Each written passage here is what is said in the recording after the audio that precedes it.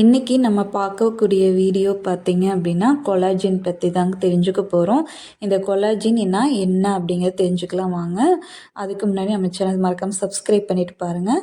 இப்போ கொலாஜின்ங்கிறது நம்ம உடம்புல ஒரு வகையான புரோட்டீன் தாங்க. இது அதிகமாக இருக்கும்போது நமக்கு வயசான தோற்றம் வராது. இது ஒரு குறிப்பிட்ட வயசு வரைக்கும் ஆட்டோமேட்டிக்காக உடம்புல ப்ரொடியூஸ் ஆகும். ஒரு 25 வயசு வரைக்கும் இருக்குங்க. அதுக்கு மேலே போக போக உங்களுக்கு கொலாஜினோட உற்பத்தி குறையும். இதனால் ஜாயின்ஸில் இந்த மூட்டு வலி இதெல்லாம் பெயின்லாம் வருங்க. கொலாஜின் உற்பத்தி கம்மியாக இருக்கும்போது அதை எப்படி சரி பண்ணலாங்க தான் பார்க்க போகிறோம். அதுக்கப்புறம் ஸ்கின்னிலலாம் தோல் சுருக்கம் ஏற்படும், வயதான தோற்றம், இந்த மாதிரி முகம் டல்னஸ்ஸாக இருக்கும். இது எல்லாமே கொலாஜின் உற்பத்தி டேமேஜ் ஆகிறதுனால தான். இதை என்ன பண்ணணும், நம்ம கொலாஜின் அதிகப்படுத்துறதுக்கு ஒரு 10 வகையான ஃபுட் இருக்குங்க. அது எப்படி எடுத்துக்கலாங்கிறத பார்க்கலாம். அதுக்கு ஃபஸ்ட்டு விஷயம் தண்ணி குடிங்க. இப்போ நம்ம இன்டேக்காக எடுக்கிறோம். வெளிப்புறமாக நம்ம மேக்கப் பண்ணாலும் நம்ம நிறைய க்ரீம் அப்ளை பண்ணாலும் நமக்கு வேலை செய்கிறது ரொம்ப கம்மி தாங்க. நம்ம உள்பக்கம் அதாவது நம்ம இன்டேக்காக நம்ம என்ன சாப்பிட்றோங்கிறது தான் மெயினு. அதனால் நம்ம கொலாஜின் அதிகப்படுத்துறதுக்கு சில ஃபுட்ஸ்லாம் இருக்குது. அதை எப்படி என்னென்ன சாப்பிட்லாங்கிறத நம்ம பார்க்கலாம் வாங்க. அதுக்கு விஷயம் கொலாஜின் எதில் இருக்குது அப்படின்னு தெரிஞ்சுக்கலாம். முடியில் இருக்குங்க. கொலாஜின் ஹேரில் இருக்குது, கண்டிப்பாக முடியில் இருக்குது. அதுக்கப்புறம் நகத்தில் இருக்குதுங்க. நம்மளோட தோல் நகம், அதாவது விரலில் இருக்கிற நகம், கால், இது மாதிரி நகத்தில் இருக்குது. இதை எப்படி அதிகப்படுத்தலான்னா போன் சூப்பு, அதாவது போன் ப்ராத்துன்னு சொல்லுவாங்க. எலும்பு சூப்பு, மாட்டு எலும்பு சூப்பு, சிக்கன் சூப்பு இதெல்லாம் சாப்பிட்லாங்க. அதில் ஹை ரிச்சில் இருக்குதுங்க. அடுத்து சால்மன் ஃபிஷ் இருக்குது.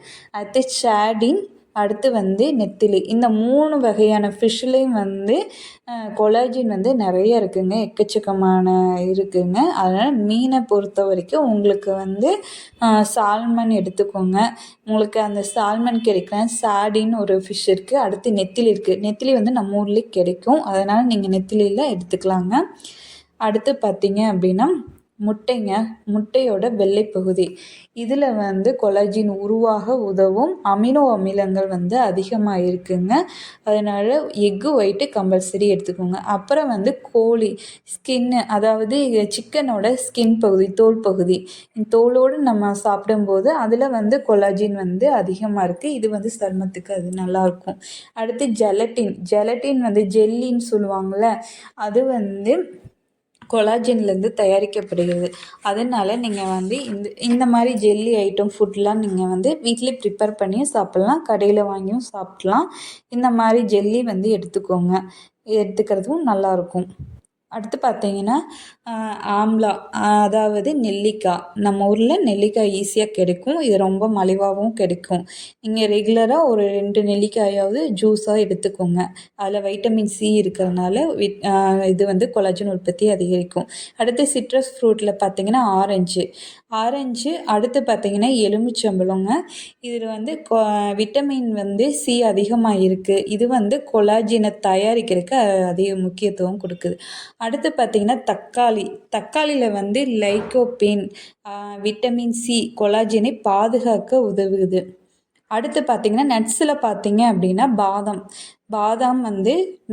டெய்லியும் ஒரு 5 பாதாம் எடுத்துக்கோங்க, ஊற வச்சு எடுத்துக்கோங்க. அடுத்து வால்நட்டும் அதே மாதிரி சேம்.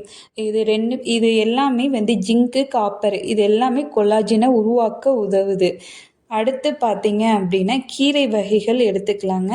கீரையை பொறுத்த வரைக்கும் பசலைக்கீரைன்னு சொல்லுவாங்க, நம்ம ஊரில் ஸ்பைனச்சுன்னு சொல்லுவாங்க இங்கிலீஷில், அதை எடுத்துக்கலாம். அது கிடைக்காத பட்சத்தில் நம்ம ஊரில் முருங்கைக்கீரை சீப்பாக கிடைக்குங்க, அதை எடுத்துக்கலாம். இது எல்லாமே சாப்பிடும்போது ஸ்கின்னில் இருக்க டேமேஜை குறைக்கும்.